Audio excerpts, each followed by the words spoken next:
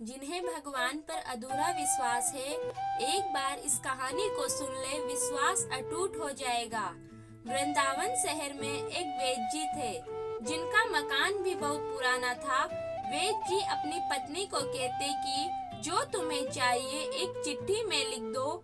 दुकान पर आकर पहले वह चिट्ठी खोलते, सामान के भाव देखते, फिर कान्हा से दुआ करते कि सांवरे, मैं केवल तेरी इजाजत से तुझे छोड़कर यहाँ दुनिया में आ बैठा हूँ, तो मेरी आज की व्यवस्था कर देगा। उसी समय यहाँ से उठ जाऊंगा। और फिर कभी सुबह 9:30, कभी 10 बजे वैद्य जी रोगियों की दवा देकर वापस अपने गांव चले जाते। एक दिन वैद्य जी ने दुकान खोली, फिर चिट्ठी खोली तो देखते ही रह गए। एक बार तो उनका मन भटक गया। उन्हें अपनी आंखों के सामने तारे चमकते हुए नजर आ गए, लेकिन जल्द ही उन्होंने अपने मन पर काबू पा लिया। आटे, दाल, चावल आदि के बाद पत्नी ने लिखा था, बेटी के दहेज का सामान लाना है। वैद्य जी कुछ देर सोचते रहे, फिर बाकी चीजों की कीमत लिखने के बाद दहेज के सामने लिखा, यह काम मेरे कान्हा का है, कान्हा ही जाने।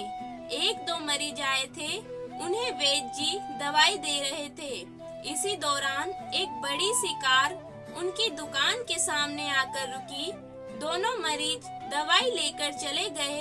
वह साहब कार से बाहर निकले और राधे राधे करके बेंच पर बैठ गए। वैद्य जी ने कहा, अगर आपको अपने लिए दवा लेनी है तो आपकी नाड़ी देख लूं। उस आदमी ने कहा कि मुझे लगता है आपने मुझे पहचाना नहीं। मैं 15-16 साल बाद आपकी दुकान पर आया हूँ। आपको पिछली मुलाकात की बात सुनाता हूँ, फिर शायद आपको सारी बात याद आ जाएगी। वैद्य जी, मैं 5 साल से इंग्लैंड में रहता हूँ। इंग्लैंड जाने से पहले मेरी शादी हो गई थी, लेकिन अब तक बच्चा नहीं हुआ। यहाँ भी इलाज किया और इंग्लैंड में भी करवाया, लेकिन हमारी किस्मत में शायद बच्चा नहीं था। आपने कहा था, मेरे भाई अपने भगवान से निराश ना हो। याद रखो, उसके खजाने में किसी चीज की कोई कमी नहीं है। औलाद, माल, धन दौलत और खुशी, गम, जीवन, मृत्यु सब उसके हाथ में है। किसी वेद के हाथ में कुछ भी नहीं है। अगर औलाद होनी है तो मेरे सांवरे के आशीर्वाद से होनी है। औलाद देनी है तो उसी ने देनी है। मुझे याद है आप बातें करते जा रहे थे और साथ साथ पुड़िया भी बना रहे थे। फिर आपने मुझसे पूछा कि तुम्हारा नाम क्या है। मैंने बताया कि मेरा नाम सुरेश है। आपने एक लिफाफे पर कान्हा और दूसरे पर राधे लिखा, फिर दवा लेने का तरीका बताया। लेकिन जब मैंने पूछा कितने पैसे, आपने कहा बस ठीक है। मैंने जोड़ डाला तो आपने कहा कि आज का खाता बंद हो गया है। मैंने कहा मुझे आपकी बात समझ नहीं आई। भाई, आज के घर खर्च के लिए जितनी रकम वेद ने कान्हा जी से मांगी थी, वह कान्हा ने इनको दे दिए। अधिक पैसे भी नहीं ले सकते। मैं बहुत हैरान हुआ और शर्मिंदा भी हुआ कि मेरे कितने घटिया विचार थे और यह वेद कितना महान व्यक्ति है। मैंने जब घर जाकर पत्नी को दवा दिखाई और सारी बात बताई तो उसके मुंह से निकला, वह इंसान नहीं कोई फरिश्ता है और उसकी दी हुई दवा हमारी मनोकामना जरूर पूरी करेगी। वैद्य जी, आज मेरे घर में 3 बच्चे हैं। हम पति पत्नी हर समय आपके लिए दुआएं करते हैं। जब भी वृंदावन में छुट्टी पर आया, कार उधर रोकी लेकिन दुकान को बंद पाया। कल दोपहर भी आया था, दुकान बंद थी। एक आदमी पास ही खड़ा हुआ था।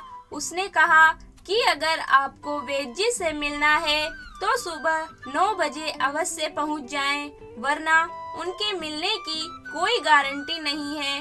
इसलिए आज सवेरे सवेरे आपके पास आया हूँ। वैद्य जी, हमारा सारा परिवार इंग्लैंड में बस चुका है। केवल एक विधवा बहू अपनी बेटी के साथ वृंदावन में रहती है। हमारी भांजी की शादी इसी महीने की 21 तारीख को होनी थी। इस भांजी की शादी का सारा खर्च मैं अपने जिम्मे लिया था। 10 दिन पहले इसी कार में उसे मैंने पानीपत अपने रिश्तेदारों के पास भेजा कि शादी के लिए जो चीज चाहे खरीद लें। उसे पानीपत जाते ही बुखार हो गया, लेकिन उसने किसी को नहीं बताया। बुखार की दवा खाती रही और बाजारों में फिरती रही। बाजार में फिरते फिरते अचानक बेहोश होकर गिरी। उसे अस्पताल ले गए। वह बेचारी इस दुनिया से चली गई। इसके मरते ही न जाने क्यों मुझे और मेरी पत्नी को आपकी बेटी का ख्याल आया। हमने और हमारे सभी परिवार ने फैसला किया कि हम अपनी भांजी के सभी दहेज का सारा सामान आपके यहाँ पहुँचा देंगे। शादी जल्दी है तो इंतजाम खुद करेंगे, और अगर अभी कुछ देर है तो सभी खर्चों के लिए पैसा आपको नकदी पहुँचा देंगे। आप कृपा करके मना मत करना, अपना घर दिखा दें ताकि सारा सामान वहाँ पहुँचाया जा सके। वैद्य जी हैरान परेशान हुए। सुरेश जी, आप जो कुछ कह रहे हैं मुझे समझ नहीं आ रहा। मेरा इतना मन नहीं है।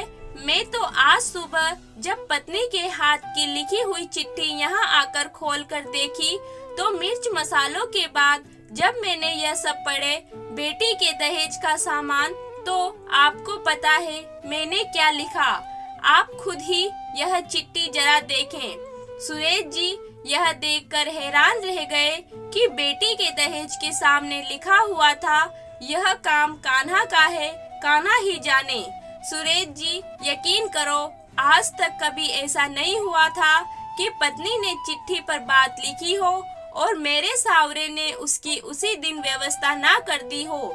आपकी भांजी की मौत का मुझे सदमा है, अफसोस है, लेकिन मैं सावरे की कुदरत से हैरान हूँ कि वह कैसे अपने काम दिखाता है। जय श्री कृष्ण। अगर आपको ये कहानी अच्छी लगी हो तो प्लीज लाइक करें, शेयर करें और चैनल को सब्सक्राइब करें।